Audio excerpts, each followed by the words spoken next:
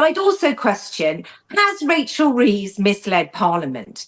You know, this is inadequate of a Chancellor to come out and deliver a budget with a major shock to an essential industry from one. British farming was always the sacrificial lamb of Brexit.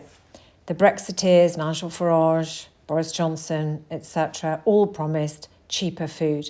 Cheaper food means imports of lower standards. And the reason they wanted out of the single market was out of the protection of the single market so that lower standard foods could undercut our produce. And that is exactly what has been happening since Brexit was unleashed on us. But now we've had a change of government, and many of us hoped that Labour would not continue with the same Brexit agenda.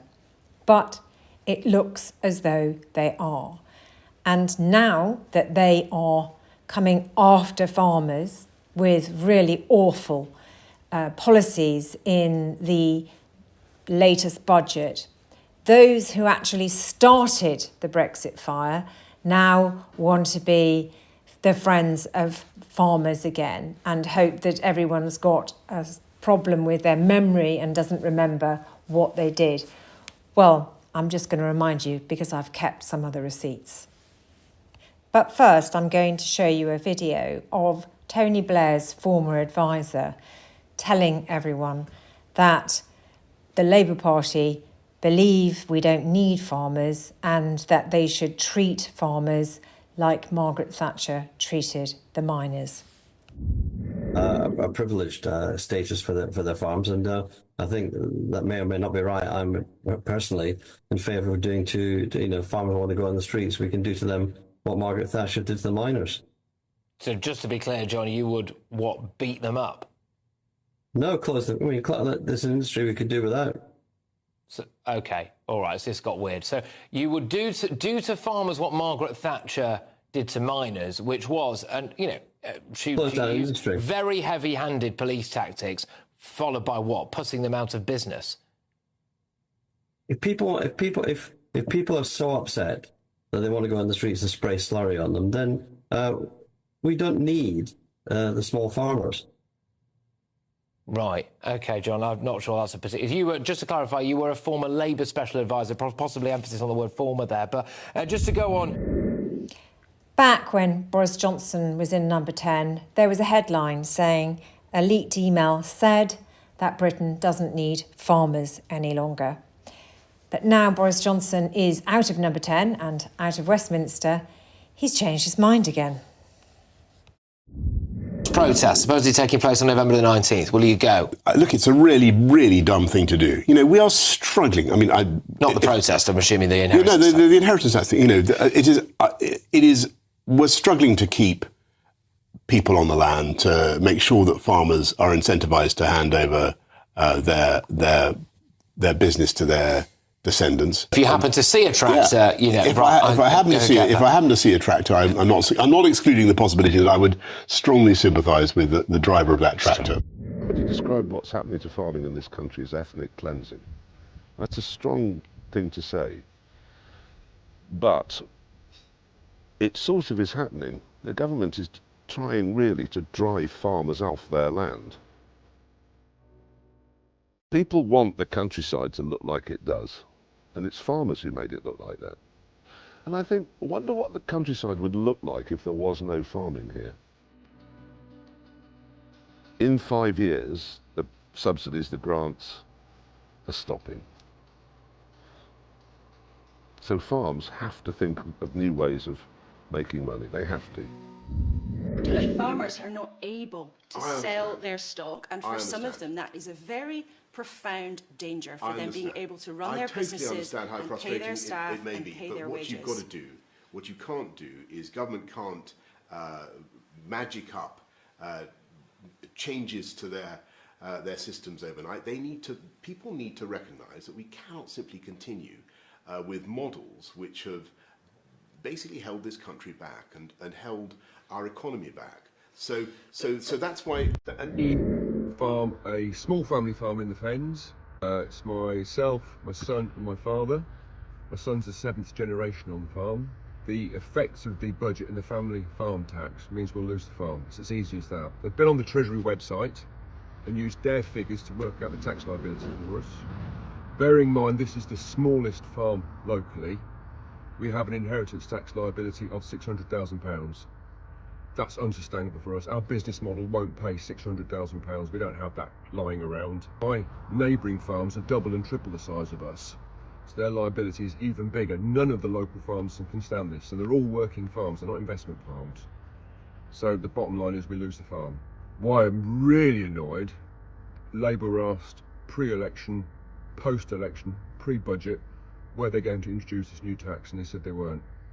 And they've introduced the new tax, which finishes our business. It also affects other small businesses. As well as agricultural property relief, you've got business property relief, which is all inherited businesses. All small inherited businesses are affected by this. They're all ruined overnight.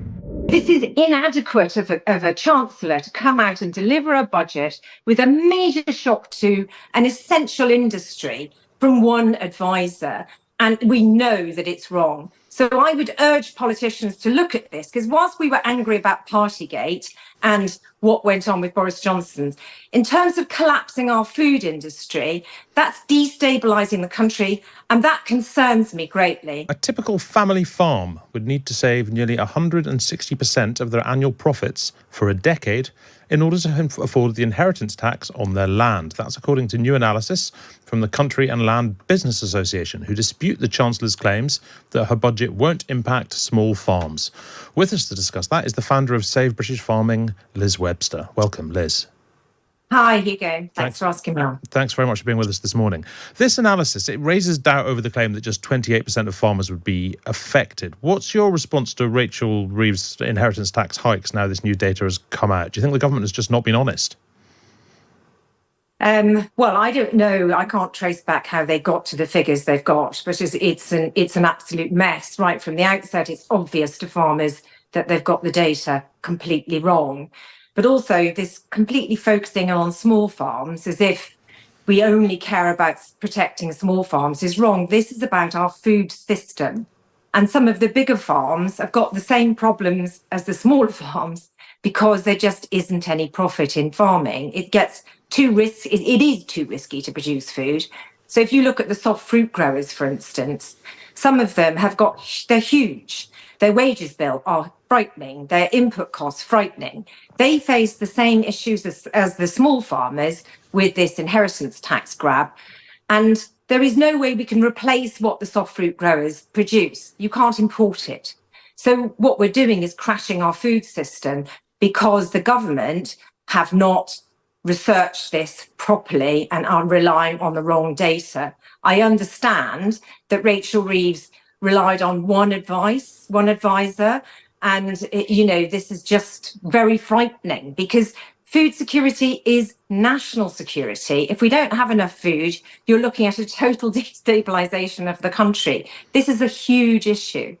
Do you think farms should be considered then in a completely different bracket from other forms of business or assets, and it's just a mistake to group them with other stuff? If farming itself, it's so hard to turn a profit, it's an unprofitable business to be involved in, whether farms are big or small. Should we just be thinking about them in a completely different way? Well, look, there's ways of a government are responsible for making sure that a country operates.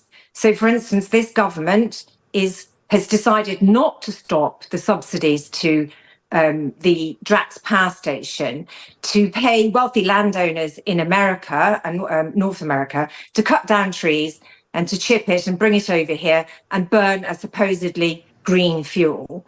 They could have done something with that. Instead, they're deciding to try and get people to have a culture war and get one side to say farmers are escaping tax. We brought in food subsidies after the last war because we nearly starved, and a country that doesn't have enough food is really weakened in the eyes of enemies like Vladimir Putin. Why would we want to do this to ourselves? So think about it from our food security and food supply. And we've already weakened that substantially by doing Brexit. Before, we could fall back on Europe to feed us. Now we can't. We are on our own. Listen to farmers. They know their business. listen to farm advisors and accountants. It is an industry unlike any others because of the post-war policies which have evolved over the last few decades and the need to feed our populace. I mean, Liz, I'm not asking you to look into a crystal ball, but to the extent to which you can, if this goes ahead, and it looks like it will go ahead at this stage, what will the real-world impact be on of inheritance tax on the value of food, the cost of food, the availability of food? What would you predict? Well, look, if they decide to really introduce this massive shock, they would be forced to have to get food from somewhere else.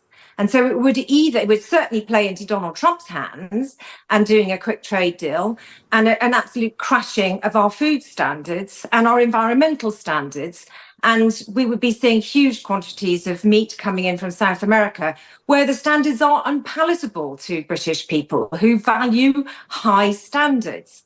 But as I said, it means that you are losing control, because if you don't have food sovereignty, then another country can hold you to ransom. And so energy security, food security are absolutely pivotal. They're at the top of my concerns as a citizen, but as a government, they should be thinking about this. But I'd also question, has Rachel Reeves misled Parliament?